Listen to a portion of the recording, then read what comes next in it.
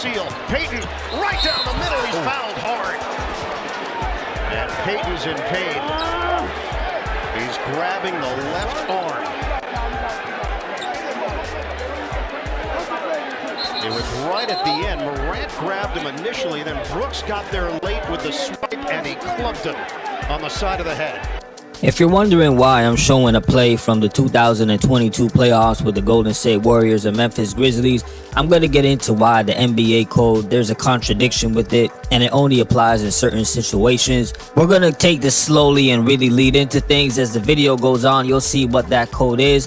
However, it's important that I showed that clip. That's where the whole Grizzlies Warriors tension really started, especially with Draymond Green as he went back and forth with Dillon Brooks. Taylor Jenkins was the head coach of the Grizzlies when this incident happened. He is still the head coach right now. Put a pin in that thought. I'm going to show y'all what happened this past Friday on November the 15th with Draymond Green and Zach Edey of the Memphis Grizzlies. Right, so he thought he was fouled there, loses his balance, goes the other way, and the foul on Green.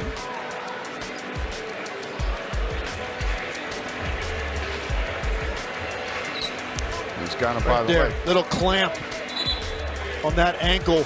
So Draymond clearly locks the leg of Zach Edey as he's trying to run down the court. It's one of those plays where once again Draymond finds himself in a situation where some people are going to look at this and say it's a dirty play, or he's walking a very fine line between playing with an edge versus going out of bounds. Now, when this happened, the refs did not review it. They just called Draymond Green with a regular foul and kept the game going. I'm actually a fan of this. I do not believe that every single play that is not deemed as a basketball play should result in a technical foul or flagrant foul, or even slowing the game down to review it for 5 to 10 minutes. And yes, the flip side is whether the NBA or whatever organized league of basketball somebody's playing in, when something like that happens, it could escalate things, turn it into something even bigger, maybe even injury, though I think that is rare and does not happen nearly as often as people may think due to the fear of seeing your favorite player out for a few weeks and not being able to play.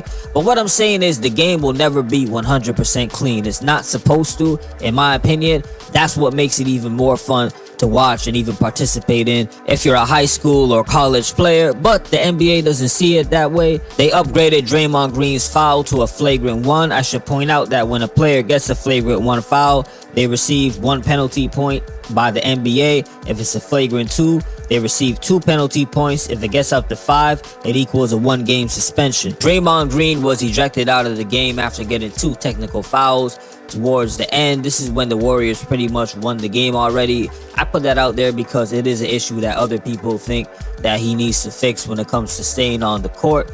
And after the game, this is before the NBA reviewed the play and upgraded it. Listen to what Marcus Smart of the Grizzlies had to say, and specifically Taylor Jenkins, their head coach. I'll start with Smart. Quote, "They reviewed the elbow Draymond took to the face. We took an elbow to the face. They didn't review it. Get your leg grabbed. They didn't review it. It's a problem. Got to be consistent, and that's all we ask for is consistency. But you know, control what you can control. We can't control that. They didn't review it. Move on to the next play." I agree with Marcus. I think that the call should be consistently reviewed when it's a coach's challenge or a situation towards the end of the game where the ball goes out of bounds. You got to figure out who touched it last. It's a close game. Otherwise, it's going to create more continuous moments where players are going to say, yo, you got to look at this play, that play here, etc., etc. Insert Taylor Jenkins, who said after the game, the head coach of the Grizzlies, "Very disappointing. There was that one play we were about to start the break and he's been playing really hard to try to outlet, and Draymond grabs his leg," Zach Edey is talking about, "and pulls him down, and it doesn't get reviewed. So I know there's a code in this league, and I don't understand how that wasn't reviewed. I know there's a code in this league."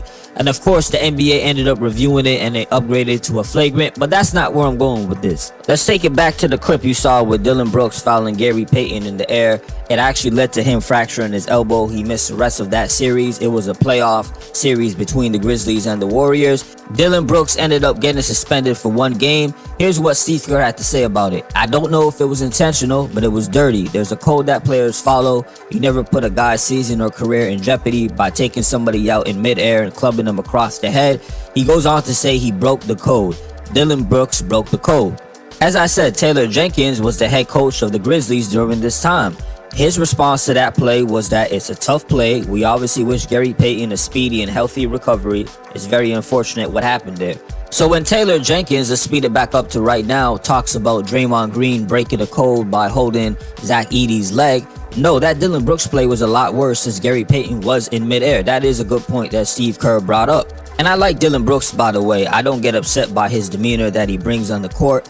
Obviously, if you're the coach, you can't throw your player under the bus. But if we're talking about this code, there has to be more genuineness and really objectivity to uphold it. Otherwise, it just looks like a big contradiction, and you only use it when it's going in your favor. For example, Joe Mazzulla recently came out, as we know, and said he wants the NBA to bring back fighting. He thinks it's more exciting and it would engage a lot more fans. I'm going to say he meant fighting in terms of a little bit more hostility in the game, where we're not just calling every little thing and being scared a whole brawl is going to start. He did say fighting flat out. You could interpret it how you want, I guess. But my point is, shortly after this comment, the Celtics faced the Charlotte Hornets, and Grant Williams, who is now playing with this team, he also played with the Boston Celtics, as we know, all of a sudden comes out of nowhere and hits Jason Tatum as he's dribbling the ball up the court, kind of hits him on the side or makes it look like he just ran into him. He ends up getting ejected. I made a video saying I don't think he should have left the game due to that foul. I didn't see it as that serious based on the play. Jaylen Brown calls him out. Draymond Green calls him out an X. You know what Joe Mazzulla says, the coach of the Celtics? He's like, man, it's just a physical game. I'm paraphrasing, but along the lines of it's physical out there. And he more so put the spotlight on Jason Tatum and how he handled it.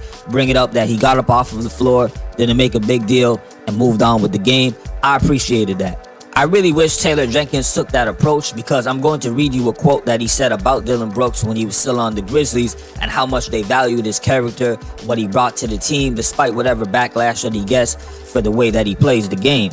And Taylor Jenkins said, "For the program we're building here, DB's the guy who epitomizes it and doesn't back down from it. We need him. He's a competitor in everything he does. It's on the basketball floor. It's in the training room. It's in our shooting games. It's pre-game workouts. It's the card table. It's how he dresses for the game. It's all that." He continues on to say it's all a competitive undertone. That's the biggest thing he brings and the biggest thing we need. That doesn't sound like a player who's breaking the unwritten code of the NBA, who you believe you need to trade right away since he won't be good for your locker room. And these comments were made the season after Dillon Brooks fouled Gary Payton, which led to him being suspended, Gary Payton injuring his elbow. I'll let Draymond Green tell how much the Memphis Grizzlies most likely really value Dillon Brooks' play. And keep in mind, this is when Dillon Brooks publicly criticized him. Draymond is responding, and you could tell he's upset about it. Why the Memphis Grizzlies is not ready to compete for a championship. They're actually depending on this guy to help them win a championship. I'm trying to figure out why they like you in Memphis. There's a whole lot more to that video. Draymond Green starts questioning if his teammates of Dillon Brooks really like him, what's going to happen after he leaves. Y'all could go in the comment section and really go into that if you want.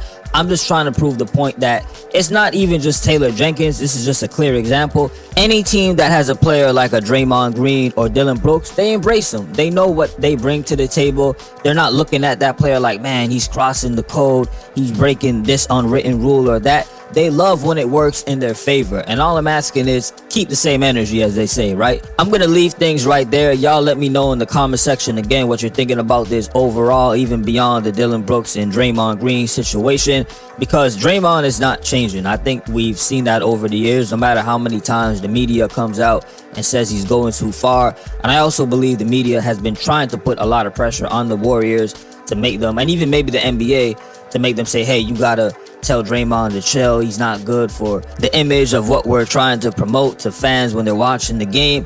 And let me also make sure that I'm making this point clear.